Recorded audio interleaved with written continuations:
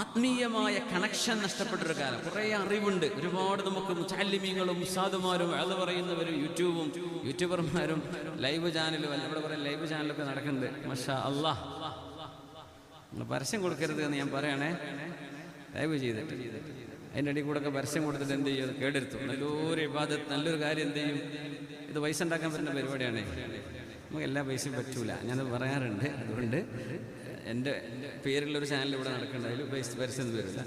മറ്റിലുണ്ടോയെന്ന് എനിക്കറിയില്ല, പക്ഷെ ഞാൻ പറയാണ്, അധികം ആളുകൾ ഇത് ചെയ്യുന്നത് ദൈവത്തിൻ്റെ ഉദ്ദേശത്തിനായി. പക്ഷേ കുറച്ച് ആളുകൾ ഇതിനിടയ്ക്ക് ഇതിലൊക്കെ വരുമാനം വന്നോട്ടെ, എന്ത് ഈ പെണ്ണുങ്ങൾ ചാടി കളിക്കണത് മ്യൂസിക് ഇട്ടിട്ട് വല്ലാതെയും പല പരസ്യങ്ങളും വരും. ഇതിന്നൊക്കെ കിട്ടുന്ന പരസ്യക്കാർ കൊടുക്കണ പൈസ യൂട്യൂബിൻ്റെ പൈസ എന്ന് പറഞ്ഞാൽ അല്ലേ, അതൊന്നും തൊയ്യബല്ല, നല്ല മുതലല്ല. ഞാൻ പറഞ്ഞിട്ടുണ്ട്, എനിക്ക് എൻ്റെ ഇത് വെച്ചിട്ട് നിങ്ങൾ ചെയ്യുന്നത് പൊരുത്തവുമല്ല. അത്ര എനിക്ക് പറയാൻ പറ്റുള്ളൂ. അതുകൊണ്ട് നിങ്ങൾ ദഅവത്ത് ചെയ്തോളൂ, ആളുകൾക്ക് എത്തിച്ചു കൊടുക്കുക.